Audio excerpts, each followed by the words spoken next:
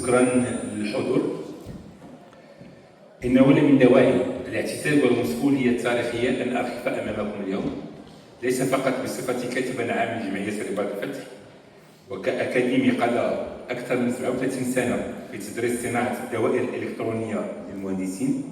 Comme l'a dit Sibadr, j'étais professeur de la microélectronique, donc on faisait la conception des circuits intégrés, mais ce n'est pas dans cet aspect que je vais vous parler.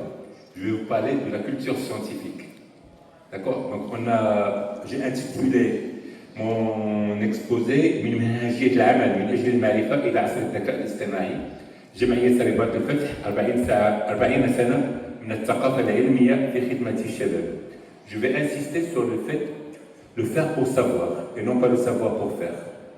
Parce que à l'école, qu'est-ce qu'on fait? Donc on fait des études, on fait des TD, après on passe en TP. Donc c'est-à-dire le savoir pour faire. Donc il faut savoir avant d'aller dans un TP. Mais à Rabat el Fath, on faisait l'inverse. Donc le jeune, donc j'attendais que Driss nous en parlait donc pour me faire l'introduction, mais elle a parlé du Maroc vers la future Andalousie, donc je ne vais pas parler donc, sur ma feuille que j'avais préparée, mais je vais essayer de parler directement avec vous, donc de partager avec vous quelques expériences que nous avons eues à Rabat el Fath. Donc à Rabat el Fath, on a créé le premier club scientifique. Je pensais que M. Walalo va rester avec nous pour parler de l'association Bourgreg. D'accord? Donc c'est les deux rives.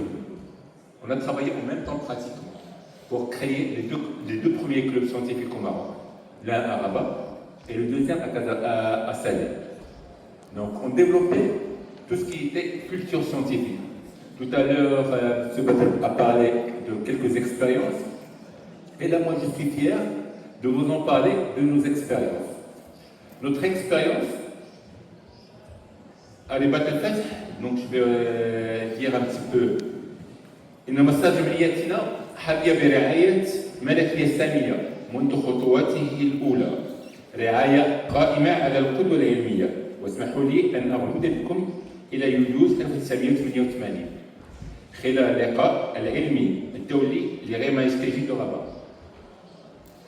في ذلك الحدث لم يكتفي المغفور له جلالة الحسن الثاني طيب الله ثراه بالرعاية، بل قدم حدثا فريدا عرض اختراعه الشخصي أمام العالم. من الناحية التقنية قدم المغفور له نظاما لربط المتزامن la synchronisation بين البيانات الحيوية والصورة الحركية، يدمج تخطيط كهربية القلب les ECG. D'accord, je vais parler rapidement de ce projet de marqueur qui était exposé par Feu Hassan II lors de Rema Istriji à Rabat. Et ça, c'est là qui nous a donné l'idée de dire pourquoi pas aller Rabat el Fath pour participer à une rencontre internationale comme ça, on peut le faire nous-mêmes. Donc on a adopté la première expérience, mais on peut faire ensemble un développement de cette culture scientifique chez l'enfant et chez le jeune.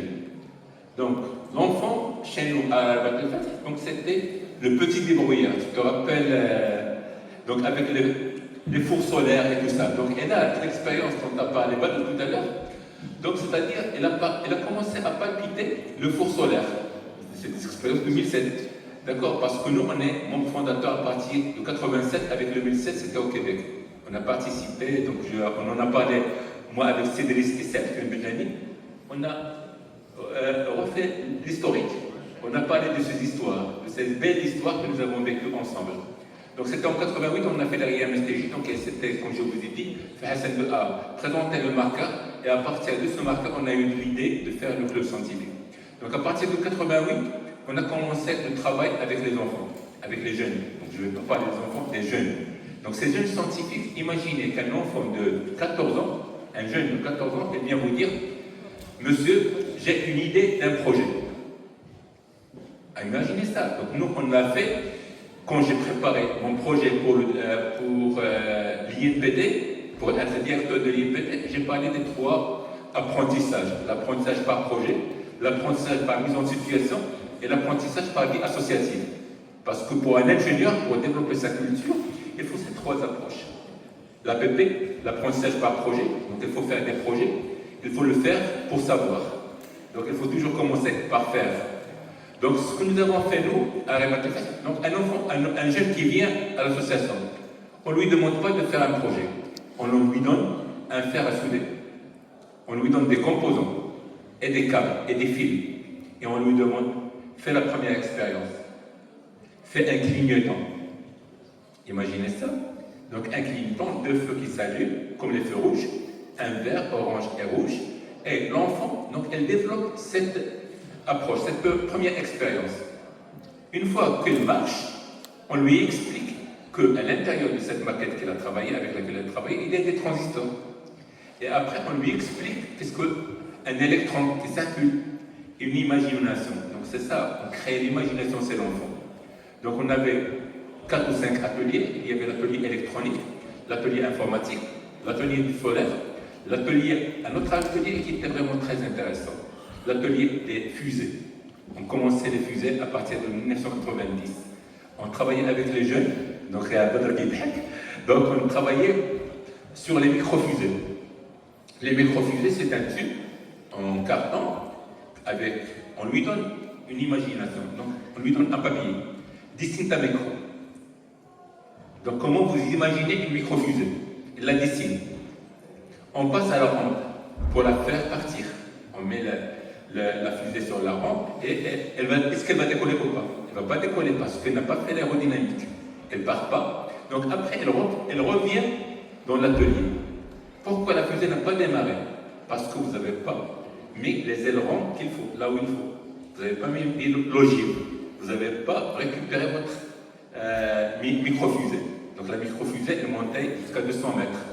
Et imaginez l'expérience avec des enfants qui couraient pour récupérer la fusée en carton. Après, une fois qu'ils ont fait la micro-fusée, on passe à la mini-fusée. La mini-fusée, donc là aussi, il y a l'ouverture de la parachute. Tu te rappelles, Badi? L'ouverture de la parachute. Donc pour récupérer la fusée encore. Donc pour la récupérer, qu'est-ce qu'on doit faire? On doit faire une minuterie. La minuterie, elle est basée sur un circuit intégré. Et ce circuit intégré, nous, à l'INPT, on faisait ce cours seulement en deuxième année de cycle d'ingénieur. Imaginez la minuterie avec le circuit, les électrons, le savoir, le 555. Donc, c'est-à-dire que c'est une minuterie pour faire un retard pour que la fusée monte. Et après 5 ou 6 minutes de trajectoire, la fusée, donc la porte s'ouvre, la parachute s'ouvre, et on récupère la parachute. On récupère la fusée. Donc voilà une expérience. Mais le jeune, donc il faisait la minuterie sans comprendre le circuit à l'intérieur. Donc on lui donne un circuit, on lui donne comment calculer la résistance, la capacité pour faire un retard, et elle fait le retard. Et moi je taquinais un petit peu mes ingénieurs. Je leur dis, vous savez, cette expérience que vous faites maintenant avec moi en deuxième année, le cycle d'ingénieur à l'INPT, nous on l'a fait avec des enfants de 14 ans au club scientifique de Rebatel Fatih. Elles étaient épatées. Elles disent, est-ce qu'on ne peut pas revenir au club scientifique de Rebatel Fatih? On ne peut pas travailler avec vous. Donc là, j'ai fait l'expérience inverse. Donc je les ai amenés pour encadrer les enfants. D'accord? J'ai amené les élèves ingénieurs de l'INPT ou de l'IMI, c'est pour encadrer les jeunes du club. Donc c'est-à-dire les ateliers d'électronique ou d'astronomie.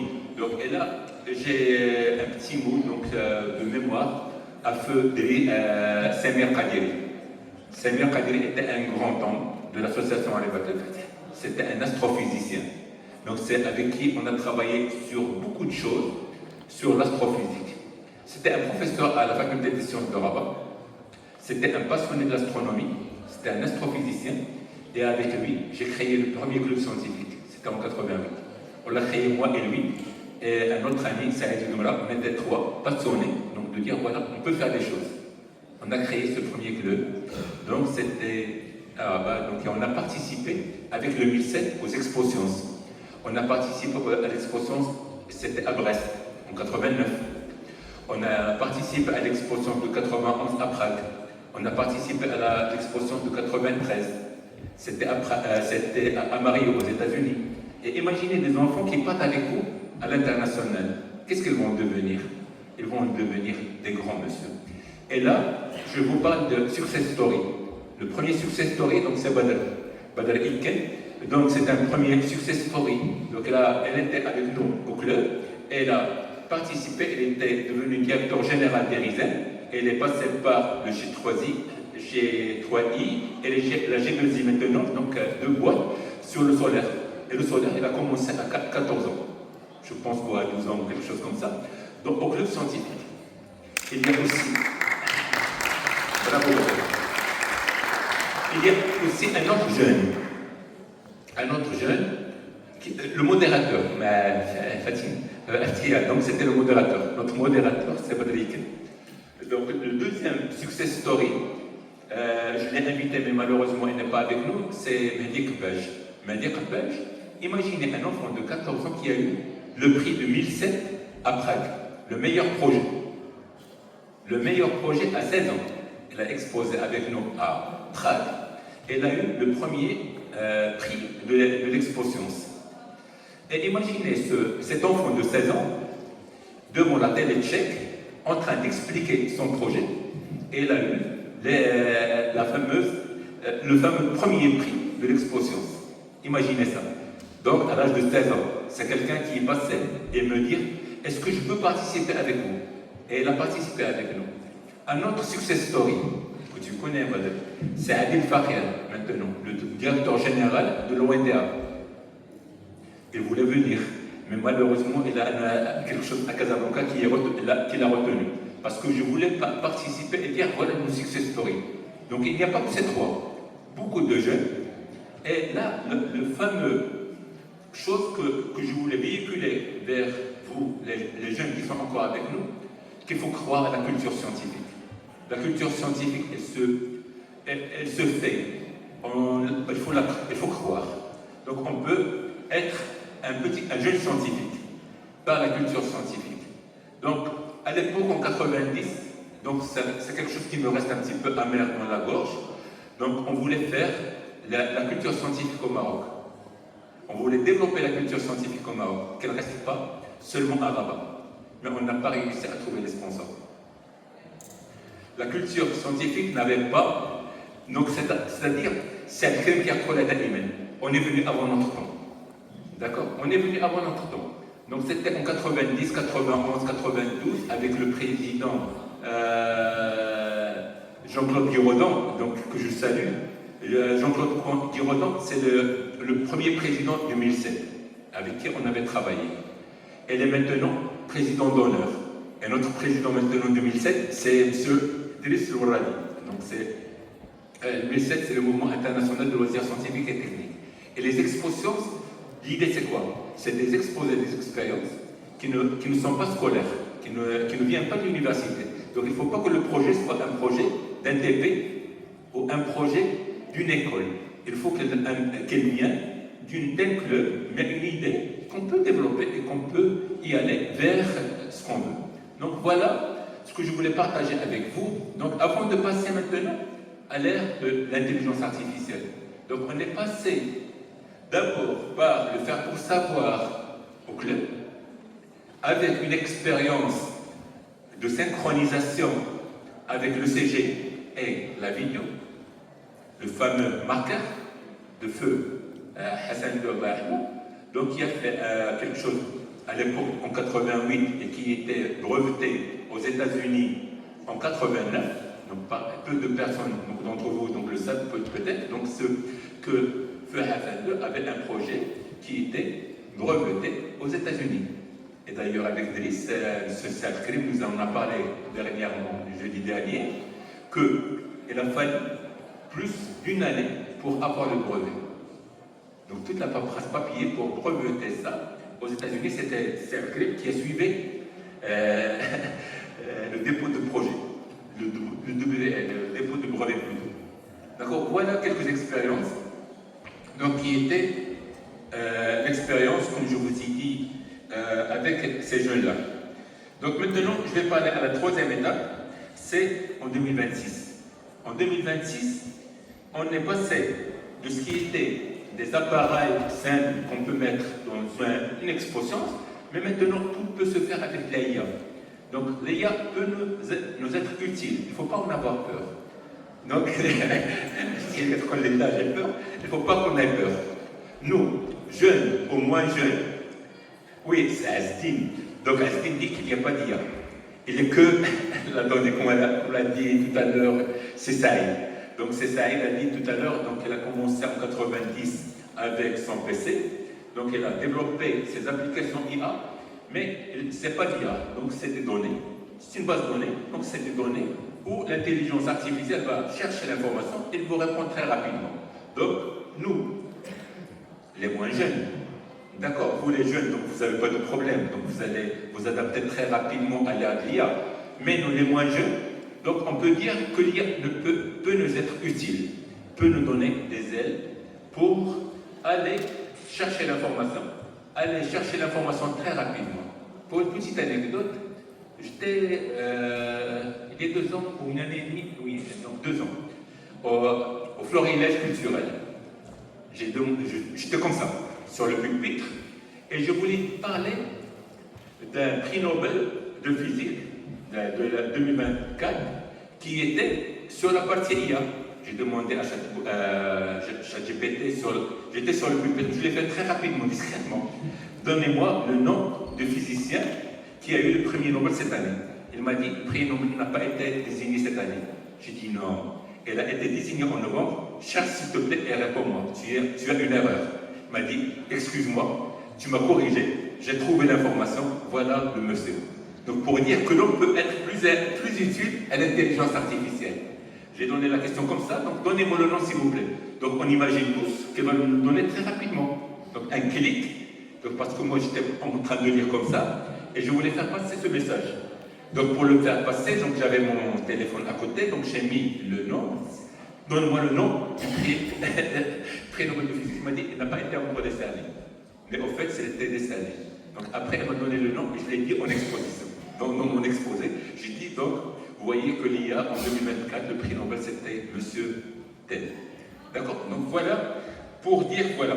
Aujourd'hui, on est dans le Festival des sciences, où nous avons parlé des sciences pour une efficacité sanitaire.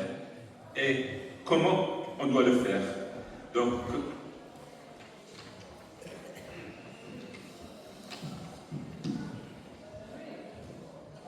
Donc on utilise aujourd'hui ce qu'on appelle les multimodal data integration.